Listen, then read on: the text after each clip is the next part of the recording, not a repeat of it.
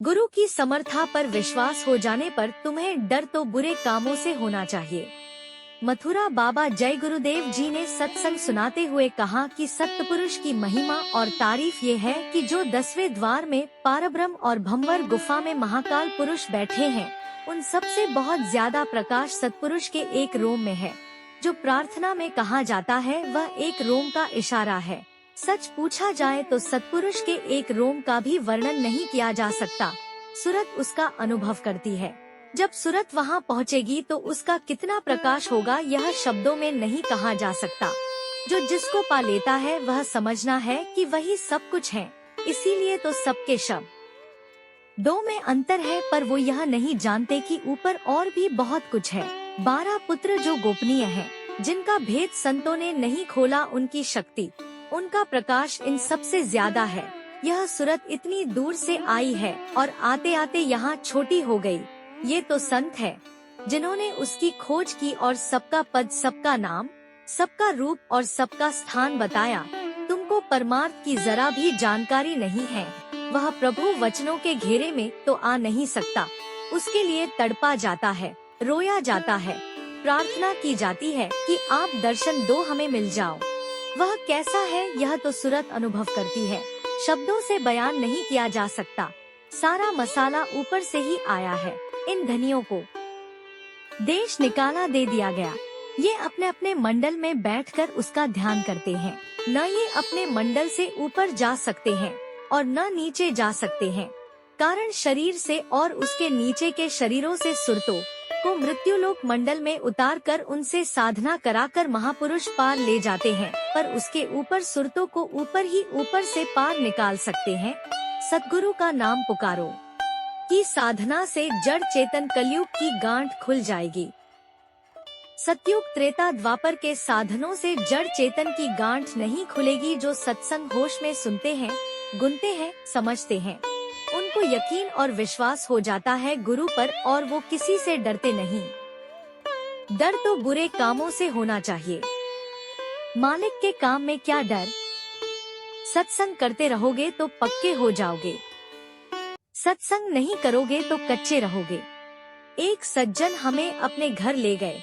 हमारे पास यहाँ सब तरह का आदमी है, खराब से खराब तो वो सज्जन बंदूक रखने वाले, गोलियां चलाने वाले थे। पर जब सत्संग सुना, उनको समझ आई तो उन्होंने बंदूक पकड़ना छोड़ दिया और जिस दिन से छोड़ा तो आज तक बंदूक नहीं पकड़ा।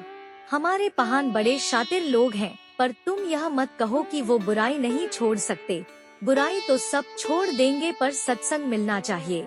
यह कभी मत कहो कि मैं बहुत अच्छा हूँ, बुरा हो ही नहीं सकता। संगदोष से आदमी अच्छा बन जाता है और संगदोष से ही बुरा बनता है। आप सब लोग शाकाहारी रहो। इस मृत्युलोक मंडल में उस काल भगवान ने आपको मनुष्य शरीर दिया और यह कहा कि मैं तुम्हें पवित्र शरीर देता हूँ। इसमें रहकर मेरे नियमों का पालन करना, कभी उल्लंघन मत करना, क्योंकि तुम्हें पूरी आजादी है। अच्छा करो या बुरा करो, लेकिन उसका फल तुम्हें भोगना होगा।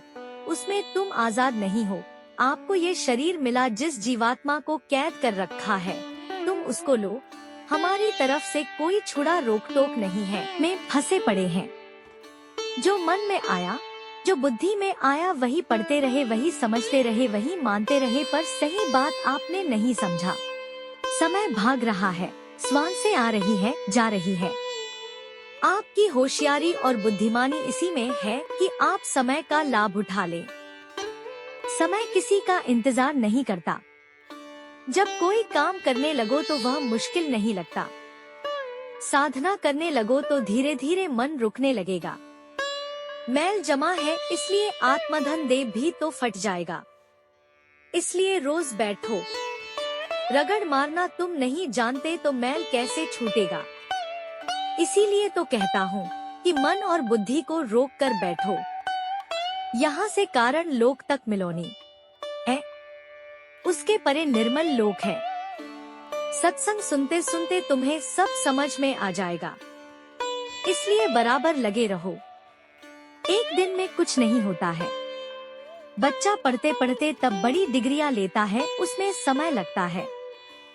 सत्संग मिलना चाहिए। हम चाहते हैं कि लोगों का आलस छूट जाए, तकलीफें कम हो, इसलिए कुछ गोरख धंधा रखा जाता है। सभी महापुरुषों ने रखा। अब आप 24 घंटे तो साधना नहीं कर सकते। कुछ साधना से, कुछ सेवा से, कुछ सत्संग से आपकी सफाई होती रहे, इसी में लेन देन चुकता रहे। अगर 100 तकलीफों में से 10 दूर हुई तो कुछ तो हुआ, न तो आप आते जाते रहो। जो सेवा मिल जाए छोटी बड़ी उसे करो और भजन में लगे रहो। बाबा जय गुरुदेव के वचन और भजन रोजाना सुनने के लिए गुरु के वचन चैनल को सब्सक्राइब करें, लाइक करें, शेयर करें।